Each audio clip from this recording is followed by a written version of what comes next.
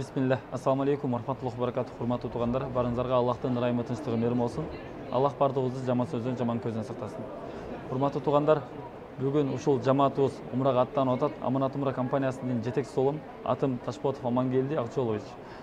Урматтуу туугандар, ушул умра башкача сапар.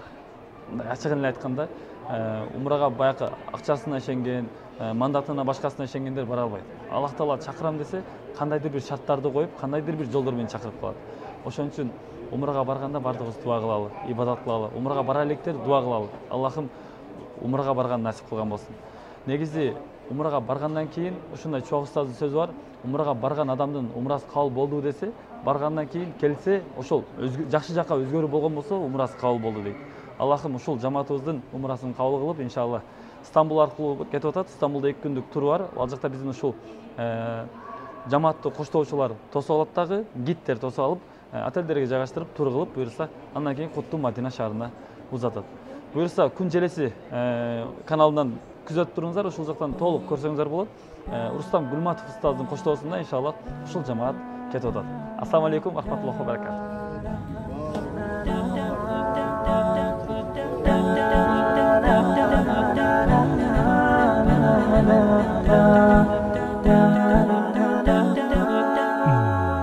على جبين سعادتي وأفكاري تجري الحروف بأشواق وأزدان.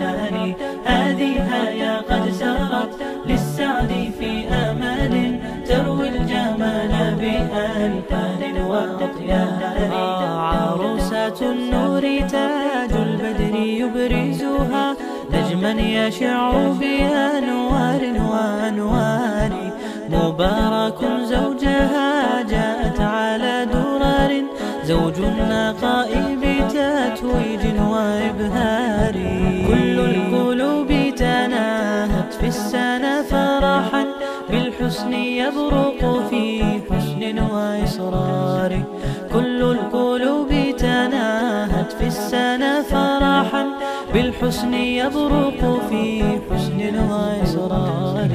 على جبين سعادتي وأفكاري تجري الحروف بأشواق وأزدان. هذه يا قد سرت للسعد في أمل تروي الجمال بألحان وأطيان.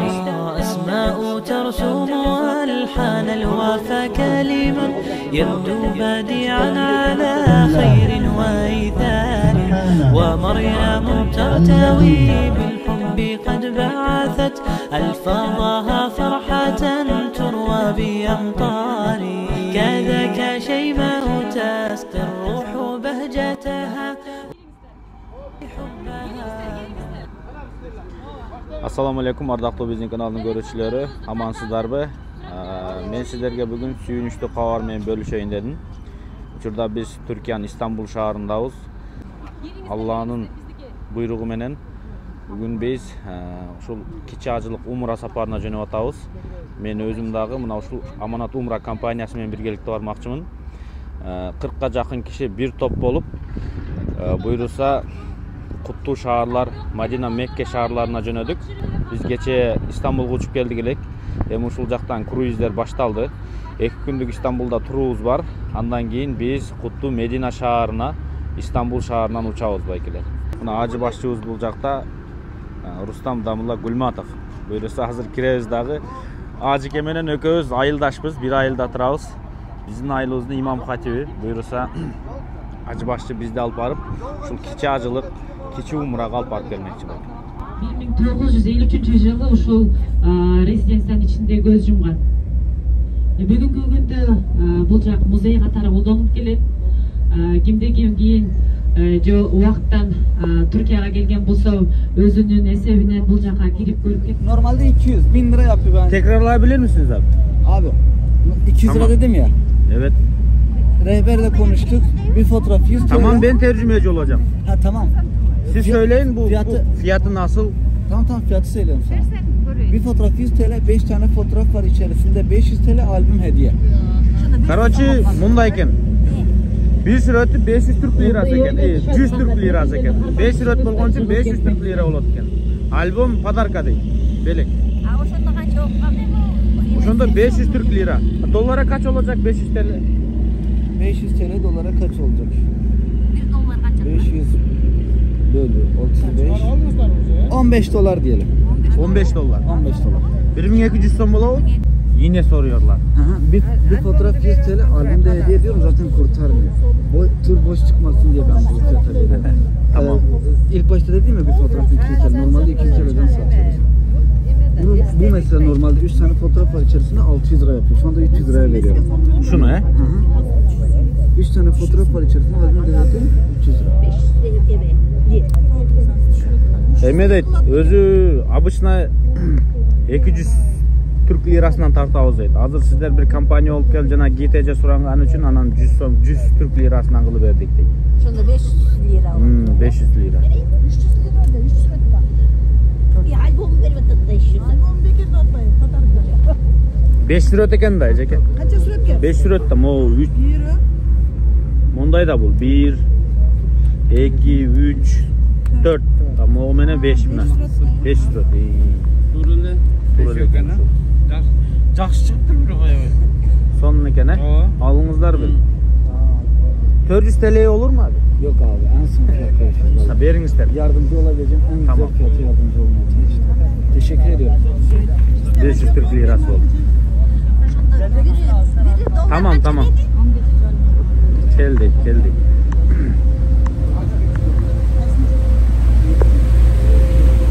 Bu 300 TL. 300 Türk lirası oldu eкен. 300 lira. Vardı bu. Ova. Bir süre 100 lira turат eкен. Albomdu beker berебиз дейт. 3 lira öteken gördünüz de. Görsün. Siz görün gece. Siz çeçesi de bari. Мен бугалтыр десем. Ошо кишимен сүйлөшө эле берет окшойт. Ана. Sen açınız çece. Я бисмилlah рахманир рахим. Душман жүрүп турбу я?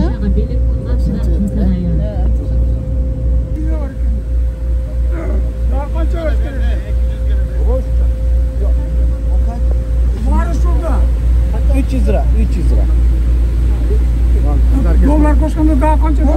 Dolara kaç olur? 35. Tamam abi. Hayır, dolara 10 dolar yapar albüm. Daha bir dolar 35 koşsan liradan yeter bozuyor. mi? He. Koşun süleşiyoruz. Bir Verin dolar iyi. Koşun. koşma. 1 dolar. Abi 1 dolar koşacak. Burada ne kadar Yine. var? 200. Burada 200 var. Tamam 1 dolar koşacak. Ver abi. 2 dolar daha. Onuncu var. 1 dolar 35. 1 dolar daha versin tamam.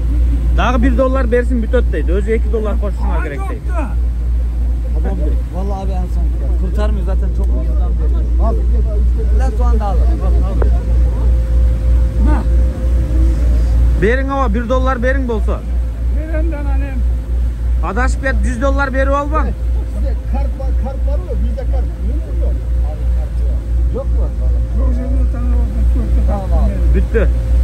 Sadece kart mı var abi? İstanbul arqılуу Umra safarına barganдар бар. Дубай аркылуу, Эмират аркылуу Умра сапарларына баргандар бар. Анан мына ушуларды кээ-бирке интернет булактарына чыгарганда биздин кыргыз азаматтарыбыз ар кандай комментариялар жазат да. Эми Умрага кетип жатканда мына ушул саякатты кылбай эле койбойбу? Умрага кетип жатканда жөн эле барып туруп ошол ыйык жерлерди зыярат кылып келбейби деген сөздөрдү айтат. Анан сиздердин дагы ушундай араңыздарда ушундай бир ойлор болуп калбастыгы үчүн, көңүлүңүздөр ток болуштугу үчүн ушул нерсени айтып коеюн деген бир чечимге келип турам. Урматтуу мусулман бир туугандарым, бул азыркы биз жүргөн, бул Стамбул эле эмес, Түркия мамлекетини карай турган болсок, тарыхтагы орду өтө чоң экендигини баарыбыз жакшы билебиз. Эми тарыхта жөн эле орду чоң эмес, ислам динине болгон кызматы, ислам динине кошкон салымы, бүгүнкү күндөгү мусулмандардын өнүгүп өсүшүнө, өзгөчө бир кадыр баркына ээ болгон мына ушундай тарихы бийик, тарихы улук жерлер болуп эсептелинет.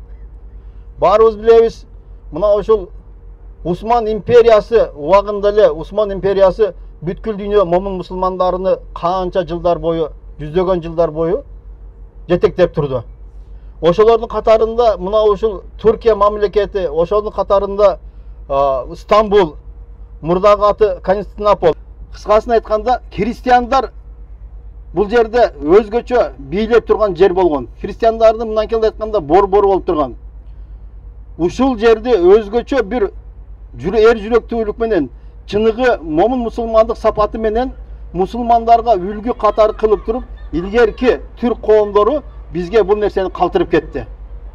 Бул жерден биз мына ушундай үлгүн алышыбыз керек.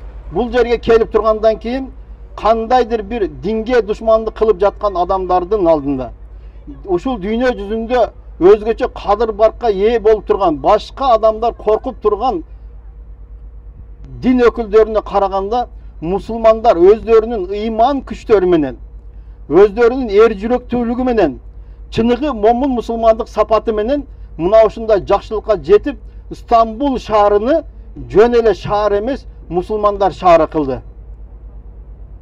Ошого биз бул жерге келгенибизден максат жөн эле келип туруп, ушул жер ушундай экен, бул жер мындай экен деп таң калып коюп кетиш эмес.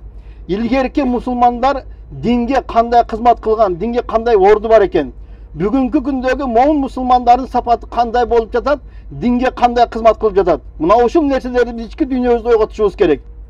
Бүгүнкү күндө жөн эле айтып карай турган болсок, мына караңыздар, эч болбосо биз азыр кыйналып жаткан мусулман өлкөлөрү бар. Сирияны алалы, Палестинаны алалы, кайсы жакты алып карай турган болсок дагы, эч болбосо дуабыз менен да анча-мынча жардам бербейбиз да.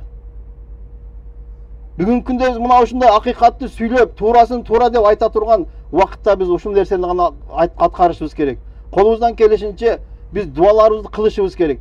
Илгеркилер ушундай неметип туруп, мусулмандын кызыкчылыгыны, мусулмандын жашоо шартыны бийик деңгээлге кое турган болсо, бүгүнкү күндө ар бирибиз жеке кет башыбызды гана ойлоп калганбыз. Ошон үчүн биз Кыргызстандан чыгып жатканда да айттык го, баарыбыз бир туугандай болуп, кемеге түшкөндүн жаны бир дегендей, баарыбыз бири-бирибиздин көңүлүбүздү карап, жакшы сыпатыбыз менен жакшы мамилелерде болуп кайталы, бир тууган болуп кайталы деп айтканыбыз дагы мына ушул себептен. Биз мына ушул сапарыбызда эле бири-бирибизге жакшы мамиледе эмес, сапардан кайткандан кийин дагы, өзүбүздүн өлкөбүзгө барганыбыздан кийин дагы өзүбүздөгү болгон жаман сапаттарын баарын калтырып, мүмкүн болушунча эли журтка биз менен бирге ким ассаламу алейкум деп көрүшүп, биз менен биргеликте боло турган болсо, ошолорго жакшы мүнөзүбүздү жеткизишибиз керек. Касырдын маселеси ошол канакы айткандай эле ошол үйдө чыккандан кийин эле баштап, айылдан чыккандан кийин касыр башталат да. Касыр деген кыскартуу деген маани. Касыр намазы 4 рекеттүү намаздар гана. Ошондо пешин, асыр, анан куптан. Мына ушул 3 намаз касыр болуп окулат. 4 рекеттүү намаздар 2 рекет. Ошондо ниет кылдым. Пешин намазını касыр кылып окууга, жүзүмдү кыблага бурдум, калсаллау үчүн Аллаху акбар деп кулак кагып окулат. Сүннөт маселесине келе турган болсок, сүннөт маселесини дагы айтайын. Баягы ар кайсы дамылар кандай айтат, дамылардан бир сүйлөп айтты, кебирки баягы дамыларга сын таккандар бар дагы, мындай өзүнүн дамыланын кебирки дамылары ушундай күчтүү сүйлөшөт, баягы көпкө чейин баягы майдалап айтпайт да баянынычы, кыска кылып айтып коет, аны баягы акыл эси деңгээли өйдөнөр, чын эле точно кылып түшүнөт. Анан баягы сабаты бир аз жогораак баягы ой жүгүртүүсү начарраактар боло турган болсо, ал нерсени түшүнбөйт да, анан кийин баягындай дамлаларга асыны башкача жаман сөздөр сүйлөгөндөр бар да. Дамлалардын баардыгы тегиз эле сүйлөшөт, бирдей элечи. Сүннөт намазды оку деп дагы айтат дамлалар. Окуба деп дагы айтат да. А бирок кайсы убакта окулуш керек, кайсы убакта окулбаш керек деген маселе бар да. Эгерде ушунчалык баягындай зар болуп, жанындагы адамдарда кыйнап кеттик, башка деп турган болсо, өтө бир катуу чарчаган, ушундай бир кыйынчылык абалдарга түшкөн болсо, окубай койсо эчтеке эмес. Күнөөкөр болбойт бул нерседечи. Сүннөттү, фарздын өзүн окубай кете берет. А бирок мүмкүнчүлүгүңүз болуп турган болсо, убактыңыз болуп турса, ден соолугуңуз жакшы болуп турган болсо, сүннөт намазыны дагы кошуп окусаңыз, дагы сооп таба бересиз. Сүннөт аткарганыңызды дагы Ошон үчүн бул сүннөттү окуу же окубаш керек деген мааниде бул жерде мажбурлоо деген нерсе жок да. Сүннөттө касыр болобу же окуй? Жок, Толугу менен э? Касыр болгону ошол болгону пешин, асыр, куптан. Жок, Парыз намаздары эле.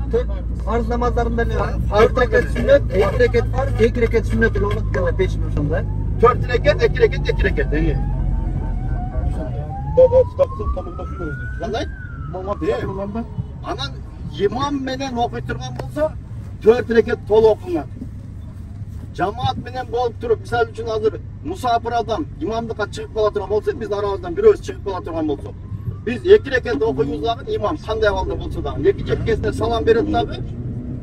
Анан эми артында калган баягы мусафир эмес адам окуса, 4 рекетти толук менен окуй берет. Кандай кылгандачы? Имам ошондо айтып коюш керек экен да, биз касыр окуйбуз деп, Имам айтып коюш керек. Мусафир болсо. Мусафир адам имамдык өтүп жаткан болсо, мен мусафирмын, мен 2 рекет окуймун деп айтып коет да. Анан мен салам бергенден кийин сиз кайра туруп толуктаңыздар намазыңыздарды деп айтып коет. Битирип окулат. Мисалы үчүн азыр пешинде адам жок. Куптанды каза кылды дейли. Куптанды адам каза кылып кое турган болсо, куптандын казасы окулат, сүннөт окулбайт. Кайсы намаз болбосун, намаз каза болгондон кийин ошол намаздын сүннөт окулбайт. А бирок куптандыкында болуп турган болсо, куптандын сүннөт окулбайт дагы, фарзы, важип сөзсүз түрдө казасы окулат. Канча куптандын казасы болсо, ошончо витрдин казасы бар адамдачы. Куптан намазынын казасын окуган адам сөзсүз түрдө витрдин казасын окуш керек.